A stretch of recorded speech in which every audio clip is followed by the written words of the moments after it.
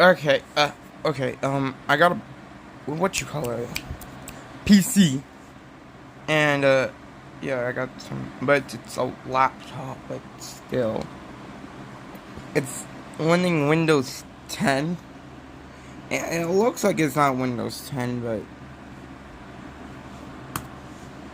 this bitch is Windows 10. I downloaded some other things while I was at it, like OBS is on here, still not know how to use that. And Discord, you could eat my pet. And Steam, a game. I might download Wizard 101 and maybe play that. Chrome, I don't care. I hate Edge. Like, it's just, hold up. Mwah.